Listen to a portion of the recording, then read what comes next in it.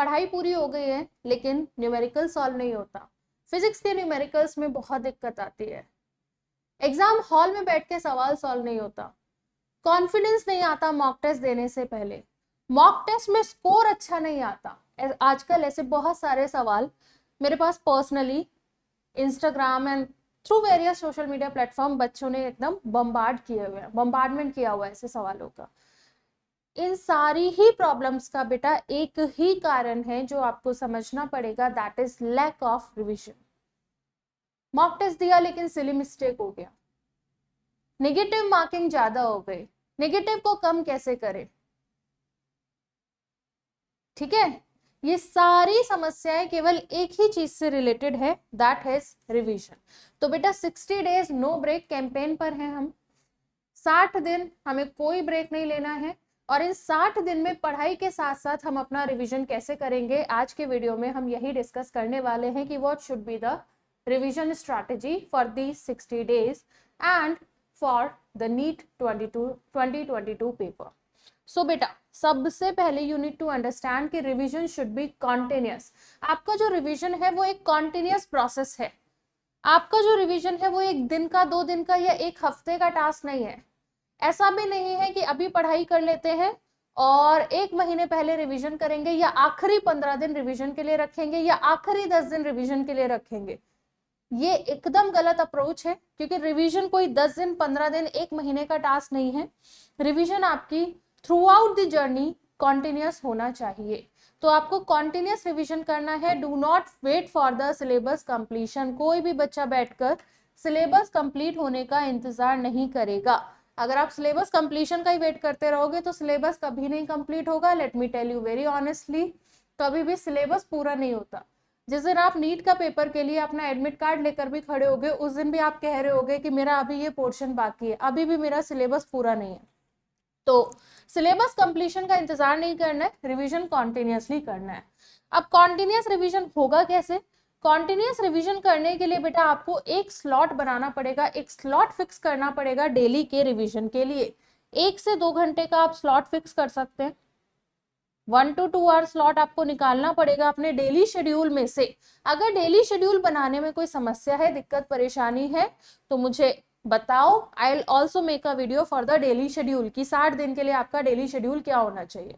तो भाई अपने डेली शेड्यूल में से आपको 1-2 घंटे का स्लॉट निकालना पड़ेगा, minimum of 1 hour, maximum of 2 hour, जिसमें हम करेंगे रिविजन। लार्ज वीकली स्लॉट आपको निकालना पड़ेगा और ये लार्ज वीकली स्लॉट जो है it should be 4 to 5 hours और ये पूरा डेडिकेटेड होगा बेटा रिवीजन के लिए। आप ये मत सोचो आज हम क्या रिवाइज करेंगे, कल हम क्या रिवाइज करेंगे, इस पे हम बात करेंगे। अभी आप ये सोचो कि आप स्लॉट कैसे निकालोगे। आपको रिवीजन का स्लॉट निकालना है डेली 1-2 घंटा, वीकली 4 से 5 घंटा। रिवीजन आपका बेटा ब्लॉक्स में होता है, ठीक है। ब्लॉक रिवीजन आप टेक्निक को लगाइए।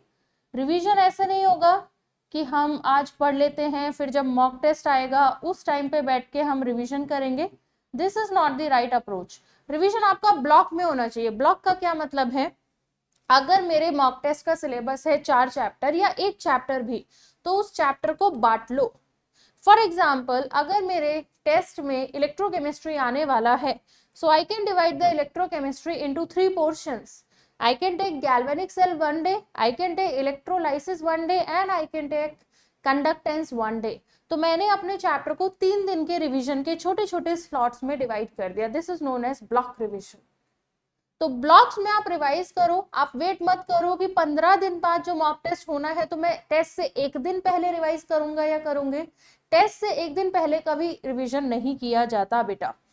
टेस्ट से 1 दिन पहले रिवीजन नहीं, प्रैक्टिस की जाती है। तो ब्लॉक्स में रिवीजन करो, चैप्टर को डिवाइड करो, पोर्शंस को डिवाइड करो। Next, small strategies that can give you big results. छोटी छोटी सी ये टेक्निक्स हैं लेकिन ये आपके प्रिपरेशन में बहुत ही इंपॉर्टेंट रोल प्ले कर सकती हैं और बड़े बड़े रिजल्ट्स आपको दे सकती है। सबसे पहले रिवीजन करने के लिए शॉर्ट नोट्स हमेशा रेडी रखो।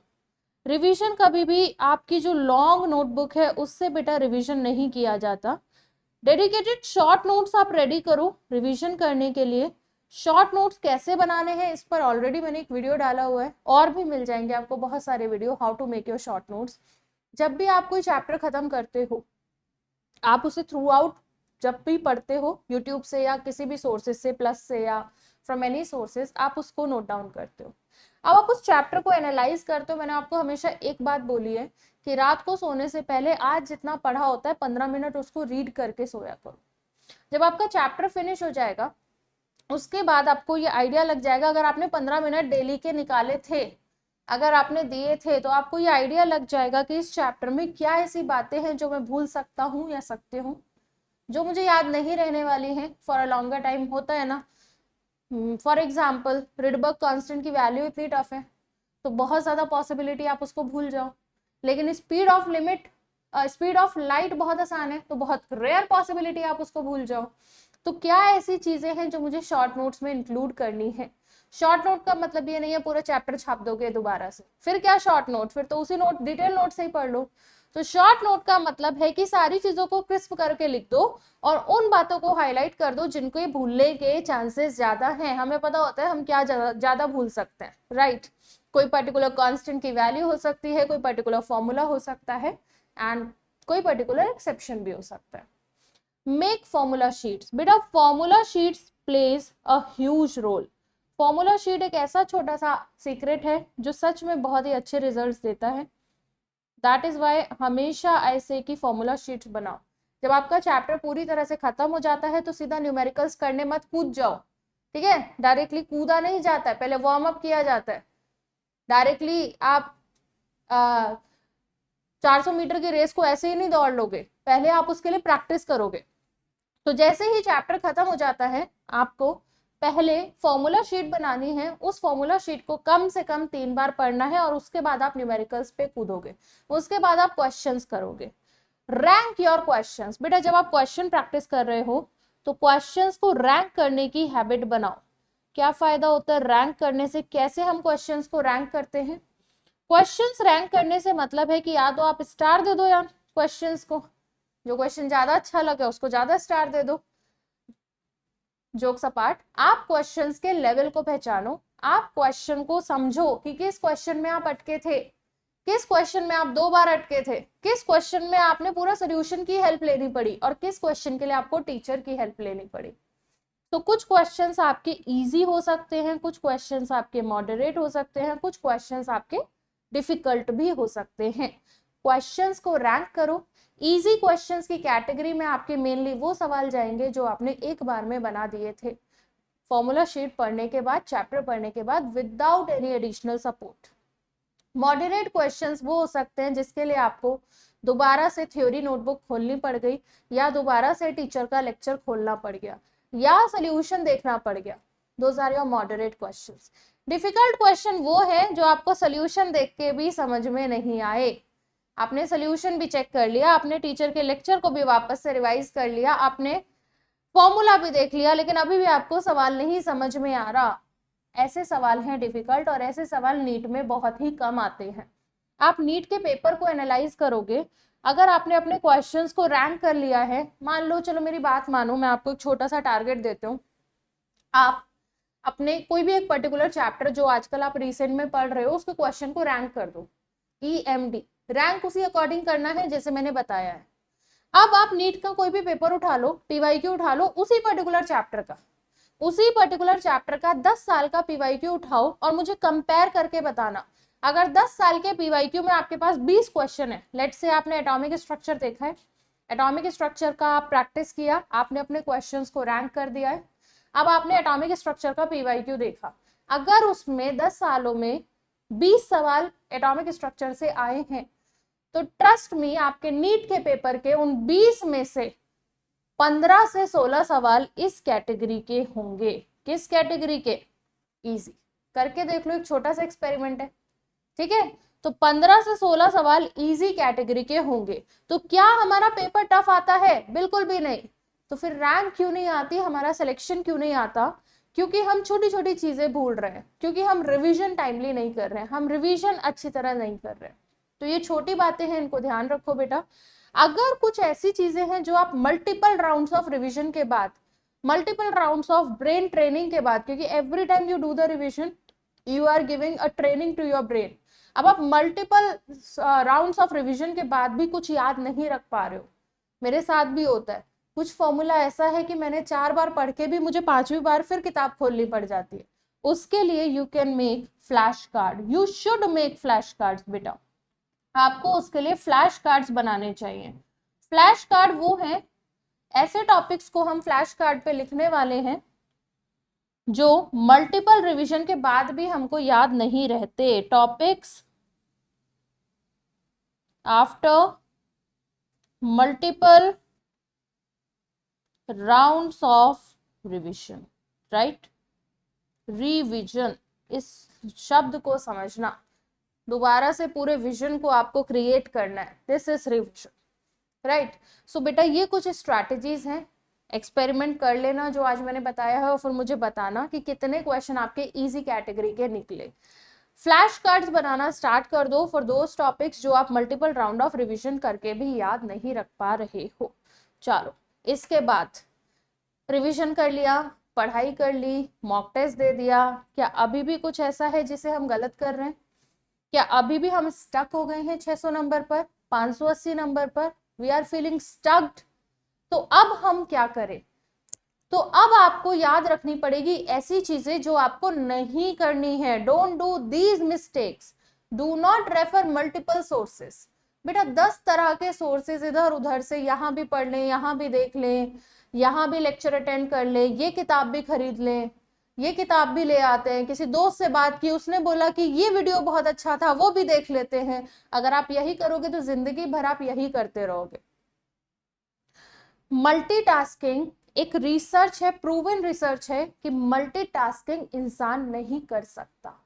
तो आप अलग थोड़ी ना हो। अगर ये प्रूवन है कि मल्टीटास्किंग इज नॉट पॉसिबल, आप कंसंट्रेट नहीं कर सकते अपने माइंड को बहुत सारी जगहों पर, तो मल्टीपल रिसोर्सेज यूज करने का भी कोई फायदा नहीं है। This is also not valid. आप एक रिसोर्स लो, आप एक किताब लो, 4 किताबें करने से अच्छा है आप एक किताब के 4 राउंड्स ऑफ रिवीजन कर दो, रैंकिंग के साथ, क्वेश्चन की रैंकिंग के साथ। आपको ज्यादा बेनिफिट मिलेगा एक किताब को 4 बार सॉल्व करने से, ना कि 4 किताब के 10-10 सवाल सॉल्व करने से, कि 10 इससे कर लेते हैं, 10 इससे, 10 इससे, 10 इससे, पता चला सारे 10 सवाल सेम ही कैटेगरी के थे, बाकी जितनी भी कैटेगरी थी चैप्टर की वो अनटच्ड हमने छोड़ दिया। तो ये काम आपको बिल्कुल नहीं करना है। सेकंड बेटा, do not wait for the weekend for question practice. काफी बच्चे होते हैं जो वीकडे में केवल थ्योरी पढ़ रहे होते हैं, लेक्चर देख रहे होते हैं और हमेशा पेंडेंसी क्रिएट करते हुए चलते हैं कि जब वीकेंड आएगा तब हम क्वेश्चंस लगाएंगे पूरा सुबह से शाम तक बैठकर। ये आपको बिल्कुल नहीं करना है। Make a daily slot for question practice. Question practice के लिए आप एक डेली स्लॉट बनाइए। Make a daily slot for question practice. आप छोटे छोटे स्लॉट भी बना सकते हैं, आप छोटे छोटे मल्टीपल स्लॉट भी बना सकते हैं। जैसे कि सुबह उठे, ब्रश करने से पहले सबसे पहले कुछ क्वेश्चन सॉल्व कर लिए, राइट। अब आप अगर आपको ये करना है ना तो आपको रात को ही अपनी किताब बिल्कुल टेबल के ऊपर रख के छोड़नी पड़ेगी कि हाँ मैं सुबह उठूंगा और मैं ब्रश करने से भी पहले सबसे पहले ये 10 सवाल सॉल्व करूंगा। बहुत छोटा नंबर लग रहा होगा ना सुनने में 10, सुनने में 10। ये वो स्लॉट है उठने के बाद का जो आज तक आपने यूटिलाइज ही नहीं किया। क्या कर रहे थे आप इस स्लॉट में? आप उठते थे, साइड से मोबाइल उठाते थे, रील्स देखते थे, है ना, रील्स चल रही है स्लॉट में, इंस्टाग्राम चल रहा है स्लॉट में, व्हाट्सएप के स्टेटस चल रहे हैं स्लॉट में। तो हमें पता भी नहीं चला कि वो आधा घंटे का स्लॉट निकाला जा सकता था जिसमें 10 सवाल डेली के प्रैक्टिस किए जा सकते थे और उस स्लॉट को हम बड़े प्यार से वेस्ट करते आए हैं। तो ये मॉर्निंग का स्लॉट निकाल लो, सुबह उठते ही ब्रश करने से पहले, जिस टाइम पे आप reels, Facebook, PUBG, Instagram, WhatsApp करते हो। 30 मिनट्स, 10 क्वेश्चन डेली मत देखो बेटा, एक महीने में 300 सवाल हो जाएंगे, ये देखो। डेली करोगे, अगर मैं 30 डेज मान लू इफेक्टिवली आप कर रहे हो तो एक महीने में 300 सवाल हो जाएंगे। बट अगर आप ये करने जा रहे हो, अगर आप ये चैलेंज लेकर चल रहे हो, तो रात को क्वेश्चन वाली किताब या क्वेश्चन वाली प्रैक्टिस शीट या मॉक टेस्ट या पीवाईक्यू या एग्जाम्पलर का सोर्स बिल्कुल रख के सो, पिलो के साइड में, ठीक है। जहां आज तक मोबाइल रख के सोते हो, अब ये सोर्स रख के सो, क्योंकि आपको सुबह उठते ही जब एनर्जी एकदम हाई है तभी ये 10 सवाल डेली सॉल्व करने हैं। तो आप मल्टीपल स्लॉट्स इस तरह क्रिएट कर सकते हो दिन में कि लंच करने के बाद मैं 5 सवाल करूंगा तब मैं सोऊंगा, ये भी आप स्लॉट कर सकते हो। तो लंच के बाद भी आपके 5 सवाल हो सकते हैं। ये छोटे छोटे टाइम हैं जिनको हम वेस्ट करते हैं, उन टाइम को हम छोटे छोटे स्लॉट्स बना लेंगे क्वेश्चन प्रैक्टिस करने के लिए। तो किसी को भी वीकेंड या मंथ एंड का वेट बिल्कुल नहीं करना है, सवालों की प्रैक्टिस करते रहना है। नीट आपसे थ्योरी नहीं पूछता है, नीट आपसे क्वेश्चन पूछता है। तो अपने माइंड को ट्रेन इस तरह से करना है कि वो क्वेश्चन को सॉल्व कर पाए, right. Do not create any pendency of doubts. काफी बच्चे कोई सवाल नहीं सॉल्व होता तो उसको छोड़ देते हैं, स्किप कर देते हैं, और शायद खुद को ये कॉन्फिडेंस भी दे देते हैं कि यार ये नहीं आएगा नीट में। तो सबसे पहले तो आपको नहीं पता क्या आएगा नीट में, और मुझे भी नहीं पता क्या आएगा नीट में, ठीक है, हम दोनों को नहीं पता क्या आएगा नीट में। तो आप जो इतने आराम से सवाल छोड़कर सो जाते हो कि ये नहीं आएगा, इसको छोड़ देते हैं, ये डाउट छोड़ देते हैं, पेंडेंसी क्रिएट करते हो, पाइल अप करते हो अपने डाउट्स को, ये नहीं करना है। आप टीचर से पूछो, मल्टीपल चैनल्स हैं, मल्टीपल आपके पास मीडियम है, दोस्तों से पूछो। दोस्त किस दिन काम आएंगे, दोस्त केवल पार्टी करने के लिए थोड़ी ना है। दोस्तों से डाउट क्लियर करो, किताबों का रेफरेंस लो, अपने नोट्स को वापस से देखो। डाउट सेशन कुछ भी नहीं होता है, लास्ट में टीचर्स अवेलेबल है ना आपके लिए, है ना, सारे टीचर्स अवेलेबल। डिस्कॉर्ड पे डाउट पूछो, प्लस क्लासेस में डाउट पूछो।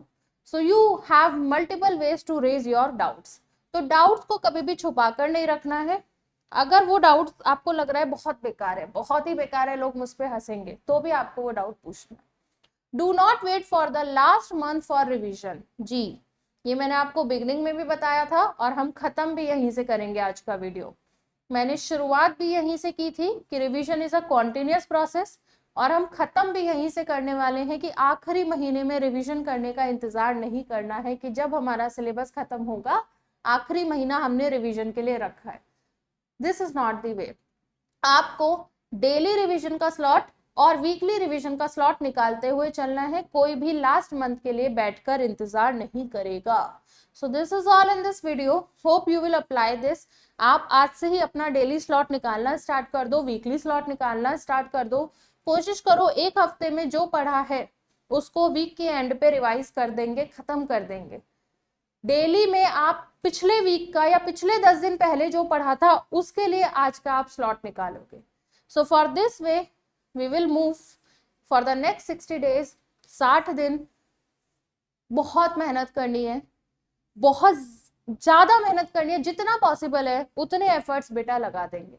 बाकी सब दोस्ती यारी, ठीक है, रिश्तेदार, मूवीज, गेम्स, ये सब बाद में। तो 60 days no break. Are you with me, are you with the team? उम्मीद फिर से। So be ready for the next 60 days. We are going to create a history, right, you are going to create a history, क्योंकि जब आपकी rank आती है ना तो ये हमेशा के लिए हिस्ट्री है आपके लिए, right. Okay, all right everyone, so see you in the next video. तब तक के लिए टेक केयर, बाय बाय।